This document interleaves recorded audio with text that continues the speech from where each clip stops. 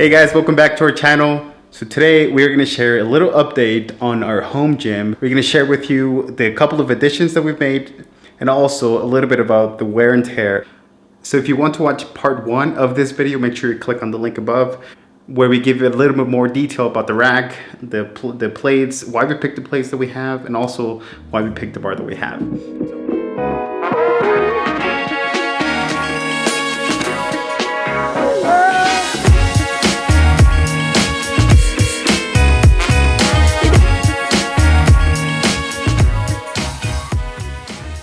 That I wanted to mention and that I wanted to touch on is something that people have left a lot of comments and have asked about on our previous video, and that is the noise and that it's being caused while dropping the weights.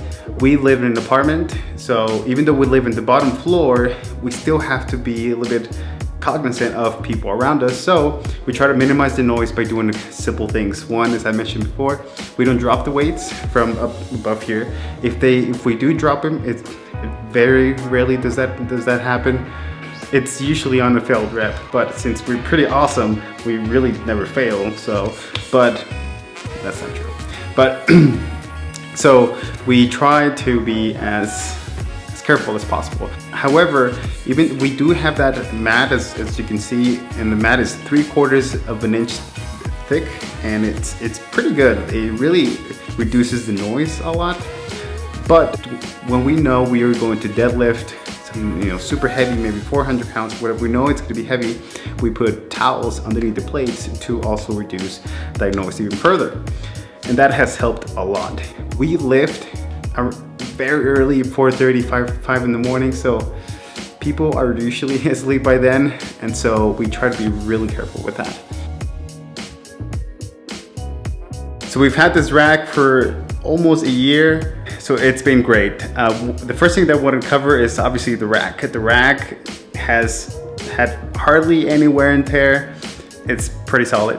We use it almost every day, and so it's used a lot. The other thing is that it's pretty solid. We haven't had any issues, and we love it completely.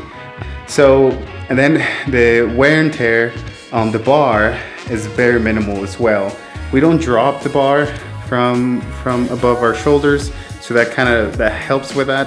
And then we have the plates. The plates have had a little bit of wear and tear on the outside and the inside of the rim, where the coating is chipping off as we put the plate inside or on the bar. So now with the new stuff, we got 3 main things. We got Landmine, we got resistant bands, and also a jump rope. So let's start with the Landmine first. With the Landmine, we've been wanting to get this for a while. Before we got this Landmine, what we used to do is get the bar and put some towels on the corner of our room, and then use that to be the turning point to be able to do some exercises. But we decided that since we have the rack, and because Rogue has this attachment that you can just hook it up to this rack, we were able to get that. So, and it's worked out perfectly. We love it. We've done a lot of exercises. Pretty much it just attaches, as you can see here, to the rack with one simple bolt, and it's pretty steady. So, like I said, if you don't have a Landmine, you can just use the corner of your gym or room or wherever you are, and then just put the bar and then do some exercises. Alright, so moving on to the resistant bands. So there are a variety of different bands that you can get. Most of the time they are categorized by the amount of resistance that they offer, and they're also labeled, or they're in different colors.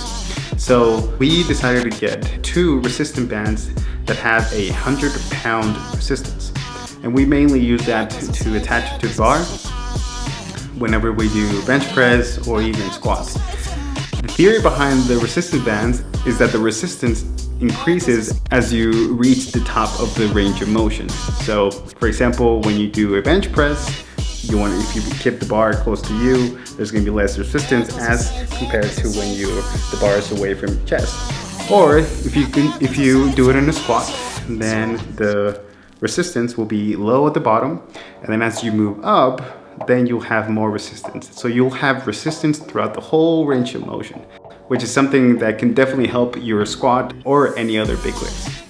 So the other band that we got is a green, which has a resistance of 65 pounds. And I'll show you here in a minute.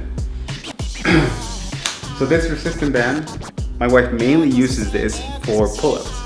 She can put her foot in here as she's having some assistance as she's pulling up. And that is great to help with your upper body strength. The next item on the list, we have jump rope. We have a jump rope, but we wanted to buy a speed rope. So that's what this is. And it's great to do your cardio. We love including jump roping to our cardio exercises. So this is a great addition to our gym. So, all right, and last, one of my favorite items on this list is I got some new shoes, some new lifting shoes. I originally had some training shoes, which is great, but then when I started to increase my list, for example, squat or deadlift, I needed something more stable. So I got some lifting shoes.